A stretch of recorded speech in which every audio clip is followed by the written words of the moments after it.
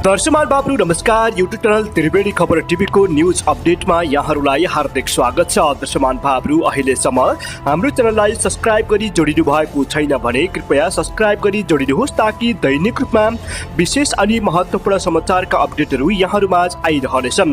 दर्शमान बाबु देश अनि विदेशका सयौं महत्त्वपूर्ण समाचारका अपडेटहरू केही मिनेटमै प्रस्तुत गर्दैछौँ। समाचारहरू सबै उत्तिकै महत्त्वपूर्ण छन्, त्यसैले समय अवधिभर हामीसँगै रहिरहनुहोला। दर्शमान बाबु तपाईहरू कहाँदेखि हेर्दै हुनुहुन्छ?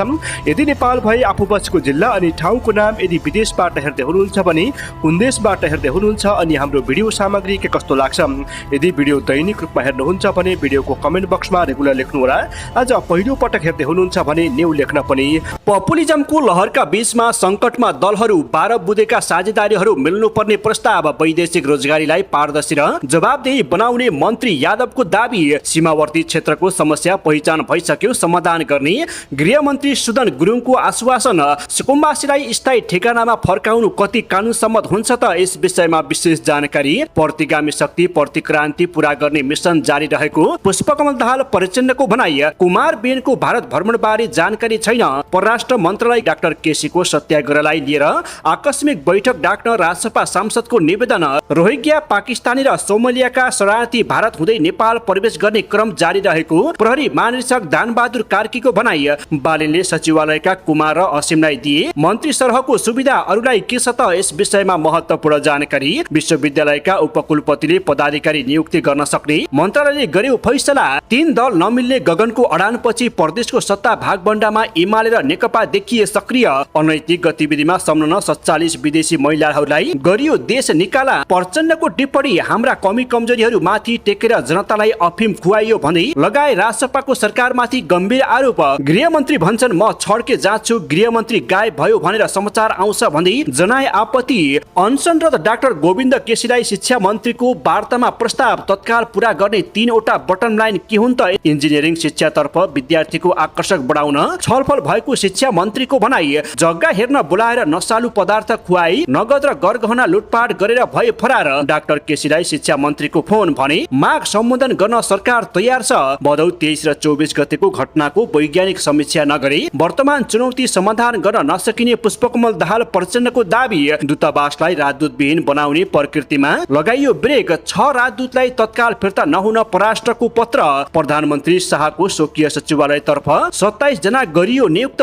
केन्द्रीय कारागारबाट फरार कैदी काभ्रेबाट परे पक्राउ। नेपाली उत्पादनको अन्तर्राष्ट्रिय बजार विस्तारका लागि उद्यमीको माग सम्बोधन गर्न सरकार प्रतिबद्ध रहेको प्रधानमन्त्री बालिन शाहको भनाई। सिलिन्डर विस्फोट हुँदा 1 जनाको मृत्यु, 1 जना गम्भीर घाइते। सीमा क्षेत्रमा हुने अपराध नियन्त्रण गर्न सशस्त्र प्रहरी प्रतिबद्ध रहेको महानिरीक्षक पौडेलको भनाई। प्रमुख प्रशासकीय अधिकृतलाई हाजिर नगराएपछि रामा रोशनका नियुक्त प्रमुखको अधिकार गरियो रद्द।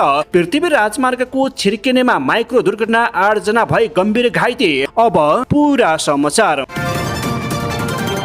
दर्शमान बाबु नमस्कार। आज मिति 2083 साल साउन महिनाको 9 गते शनिबार, नेपाल सम्वत 1146 सन् 2026 जुलाई महिनाको 25 तारिक साउन शुक्ल एकादशी तिथि। आज दिनभरिका विशेष अनि महत्त्वपूर्ण समाचारका अपडेटहरू लिएर यहाँहरूमाझ उपस्थित भइसकेका छौँ। कृपया समय अवधिभर हामीसँगै रहिरहनुहोला। दर्शमान बाबु तपाईहरू कहाँदेखि हेर्दै हुनुहुन्छ? यदि नेपाल भए आफू बसेको जिल्ला अनि ठाउँको नाम, यदि विदेशबाट हेर्दै हुनुहुन्छ भने कुन देशबाट हेर्दै हुनुहुन्छ अनि हाम्रो भिडियो सामग्री के कस्तो लाग्छ? यदि भिडियो दैनिक रूपमा हेर्नुहुन्छ भने भिडियोको कमेन्ट बक्समा रेगुलर लेख्नुहोला। आज पहिलो पटक हेर्दै हुनुहुन्छ भने न्यू लेख्न पनि नबिर्सनुहोला। दर्शमान बाबु हाम्रो मेहनतको लागि एउटा लाइक, शेयर अनि सब्स्क्राइब गर्न पनि नबिर्सनुहोला। दर्शमान बाबु आउनुहोस् आजको पहिलो तथा विशेष समाचारबाट सुरु गरौँ। शिक्षा तथा खेलकुद मन्त्री सस्मित पोखरेलले धनगढी अनसन र चिकित्सा शिक्षा सुधारका अभियन्ता वरिष्ठ चिकित्सक डाक्टर गोविन्द केसीका मागप्रति सरकार सकारात्मक रहेको बताएका छन्। शुक्रबार साँझ डाक्टर केसीसँग छलफलका लागि मन्त्री पोखरेलले उनका सहयोगी डाक्टर अमृत जैसीसँग टेलिफोन संवाद गरेका थिए। मन्त्री पोखरेलले डाक्टर केसीसँग संवाद गर्न खोजे पनि डाक्टर केसी आराम गरिरहेको समय परेकाले कुराकानी हुन नपाएको बताइएको छ। डाक्टर जैसीसँगको कुराकानीमा मन्त्री पोखरेलले डाक्टर केसीका मागप्रति सरकार सकारात्मक रहेको स्पष्ट पार्दै औपचारिक वार्ता गर्न सरकार तयार रहेको बताएका छन्। डाक्टर जयसीको मन्त्री पोखरेलको डाक्टर जयसीले मन्त्री पोखरेलको फोनमा छिट्टै वार्ता टोली गठन हुने जानकारी दिएको बताएका छन्। मन्त्रीज्यूले आफै फोन गरेर माग सम्बोधनमा सरकार सकारात्मक रहेको र वार्ता टोली गठनको तयारी भइरहेको जानकारी गराउनु भएको छ। मन्त्रालयको सचिवालयले पनि मागहरूबारे अध्ययन गरिरहेको उहाँको भनाइ समेत बताइएको छ।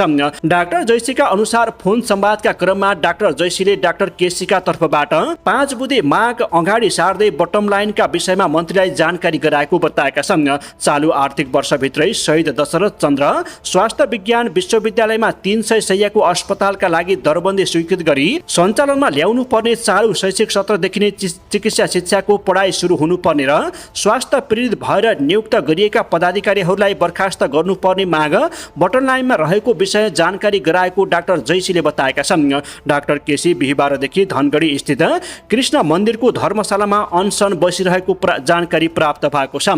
यस्ता छन् डाक्टर केसीका 5 बुँदे मागहरू। 1 मा स्थापित नियम मूल्य मान्यता विपरीत स्वार्थको द्वन्द हुने गरी दशरथ चन्द्र मेडिकल विश्वविद्यालय लगायत चिकित्सा शिक्षा आयोगमा गरिएका गैर कानुनी र स्वार्थपरक नियुक्तिहरू तत्काल बदर गरी ऐनमा विवादित प्रावधानहरू शीघ्र सम्बोधन गरियोस्। 2 चिकित्सा शिक्षा आयोग मार्फत छात्रवृत्ति कटौती गर्ने र मापदण्ड तथा पूर्वाधार बिना निजी कलेजहरू सिट वृद्धि गर्ने निर्णय वा प्रस्तावहरू तत्काल खारेज गरियोस्। 3 मा राष्ट्रिय चिकित्सा शिक्षा ऐन 2075 बमोजिम चिकित्सा शिक्षालाई पूर्ण गैर नाफामूलक बनाउने कानुनी प्रावधान शीघ्र कार्यान्वयन गरियोस्। साथै विगतका सरकारहरूले भएका लिखित सहमति पनि कार्यान्वयन गर्न गरिएको माग। 4 मा सुदूरपश्चिम लगायत सीमावर्ती क्षेत्रमा नागरिकहरू स्वास्थ्य शिक्षा यातायात र रोजगारीका लागि छिमेकी मुलुकसँग परनिर्भर हुनुपर्ने बाध्यताको अन्त्य गर्दै नागरिक अधिकार र राष्ट्रिय आत्मसम्मानको रक्षाको लागि आवश्यक पूर्वाधार र सेवा प्राथमिकताका साथ विस्तार गरियोस्। यस्तै 5 मा 2082 भदौ 23 र 24 गतिमा भएको जघन्य हत्या आगजनी लुटपाट र विनाशका दोषीहरूलाई कडा कारबाही गरियोस् तथा 2046 सालदेखि हालसम्म उच्च पदस्थ राजनीतिज्ञ र पदाधिकारीहरूबाट भएका भ्रष्टाचार एवं अपराधका निष्पक्ष छानबिन गरी दोषीमाथि कडा कारबाही गरियोस् भन्दै डाक्टर केसी अनसनमा बसेको समेत जानकारी प्राप्त भएको छ। यसको लागि सरकार सकारात्मक रहेको बताउँदै शिक्षा मन्त्री सस्मित पोखरेलले डाक्टर केसीसँग छलफलको लागि आफू तयार रहेको समेत जानकारी दिएका छन्। यस्तै नेपाली कम्युनिस्ट पार्टीका संयोजक तथा पूर्व प्रधानमन्त्री पुष्पकमल दाहाल प्रचण्डले 2082 भदौ 23 र 24 गते भएको घटनाक्रमले नेपालको राजनीतिक नेतृत्व सुरक्षा संयन्त्र र वामपन्थी आन्दोलनका कमजोरी उजागर गरेको भन्दै त्यसको गहिरो वस्तुनिष्ठ र वैज्ञानिक समीक्षा अपरिहार्य रहेको बताएका छन्।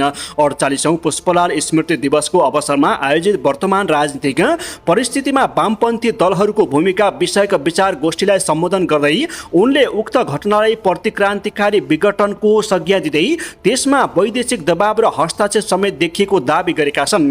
प्रचण्डले भदौ 23 र 24 गतिको घटनाले नेपालको सुरक्षा संयन्त्रको भूमिका र समग्र राजनीतिक शक्तिको अवस्थाबारे गम्भीर प्रश्न उठाएको बताएका छन्।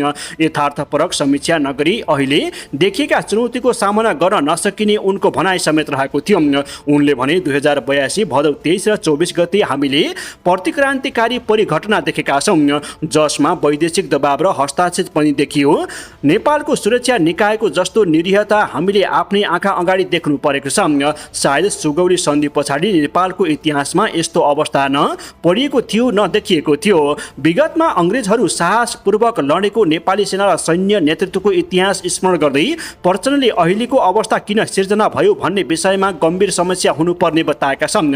उनले भने अङ्ग्रेजसँग वीरतापूर्वक लड्ने नेपाली सेना र कमान्डरहरू अहिले देश आज यस्तो अवस्थामा कसरी पुग्यो? हामीले सामन्ती निरङ्कुश तन्त्र विरुद्ध कहिले सशस्त्र सङ्घर्ष, कहिले शान्तिपूर्ण आन्दोलन, कहिले जनयुद्ध त कहिले जनआन्दोलन मार्फत जनताको विद्रोह शक्ति प्रदर्शन गरेका थियौँ। तर भदौ 23 र 24 गतिको घटनासम्म आइपुग्दा वामपन्थी शक्तिहरू किन यति निरीह र शक्तिहीन भए? यस समुचित यथोचित र वैज्ञानिक समीक्षा नगरी आजको चुनौतीको सामना गर्न नसकिने उनले जानकारी दिएका छन्। प्रचण्डले विगतमा आफ्ना कमी कमजोरी बारे समीक्षा र आत्मआलोचना हुँदै आएको भए पनि अहिलेको परिस्थितिमा सामान्य समीक्षा मात्रै पर्याप्त नहुने बताएका छन्। उनले भने हामीले विगतमा धेरै कमी कमजोरीहरू समीक्षा र आत्मआलोचना गरेका छौँ तर यो पटक सामान्य समीक्षा र सम्मान आफ्ना आत्मआलोचनामा पुग्ने अवस्था छैन, हामीले कतै न कतै गम्भीर गल्ती नै गरेका छौँ, उनले अगाडि थपेका थिए। यस्तै परराष्ट्र मन्त्रालयले प्रधानमन्त्री बालेन शाह बालेनका प्रमुख राजनीतिक सल्लाहकार कुमार बेनको भारत भ्रमणबारे अनभिज्ञता प्रकट गरेको छ। शुक्रबार सिंहदरबार स्थित मन्त्रालयमा आयोजित पत्रकार सम्मेलनमा प्रवक्ता एवं सहसचिव लोकबहादुर पौडेल छेत्रीले बेनको भारत भ्रमणबारे परराष्ट्रलाई जानकारी नरहेको बताएका छन्।